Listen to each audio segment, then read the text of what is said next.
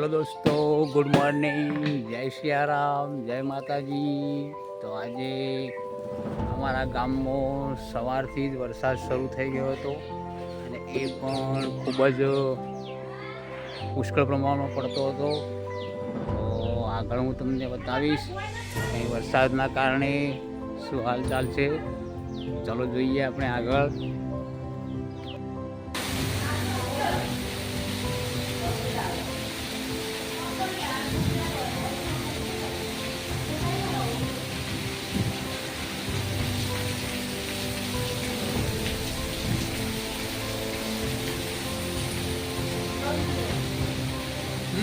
ગટુબેન,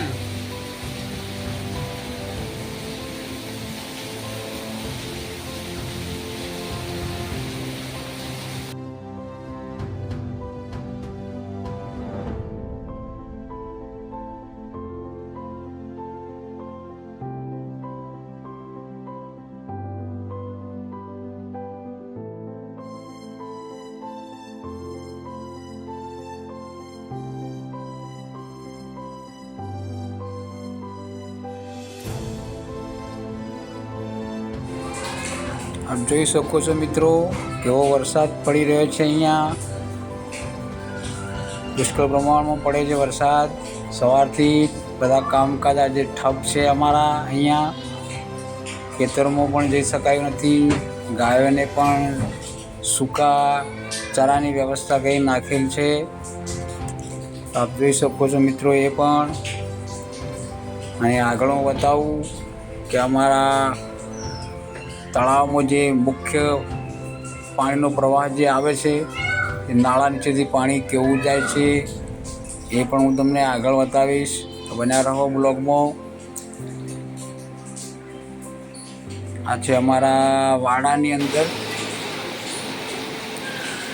પછી ઘરે પણ ભૂંગળાઓ ધમધોકાર પડી રહ્યા છે પાણીથી. પુષ્કળ પ્રમાણમાં વરસાદ પડ્યો છે. 2 કલાક સતત જોઈ શકો છો આપ.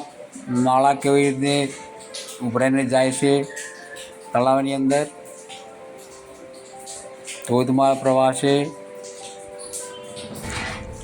ત્યાં આગળ અમે આવ્યા છીએ, ઊભા જોઈ જ રહ્યા છીએ. પાણી પુષ્કળ પ્રમાણમાં આવે છે. આ મારા હર્ષદભાઈ રંજિયા આવી ગયા. એ પણ ગાયોને પેલી બાજુ થઈ ચરાવવા માટે છોડેલી છે. તો એ વિચાર્યું કે અહીંથી નીકળીશ, પણ પાણીનો પ્રવાહ વધારે છે. તો કે વિચાર્યું કે હવે આ બાજુ ન જવાય અહીંથી, પાછા પેલી બાજુ થઈને જઈશ એમ કીધું એમને મને. તો હર્ષદભાઈ રંજિયા એ બાજુ જ જશે હવે.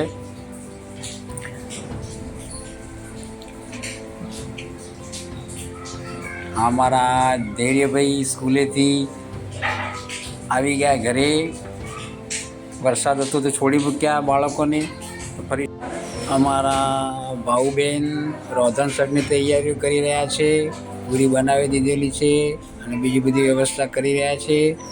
તો ચાલો મળીએ નવા વિડીયોમાં. ત્યાં સુધી બધાને જય માતાજી, જય સિયારામ, જય દ્વારકાધીશ. મિત્રો, તમને અમારો વિડીયો ગમ્યો હોય તો લાઈક, શેર અને સબસ્ક્રાઈબ જરૂરથી કરજો.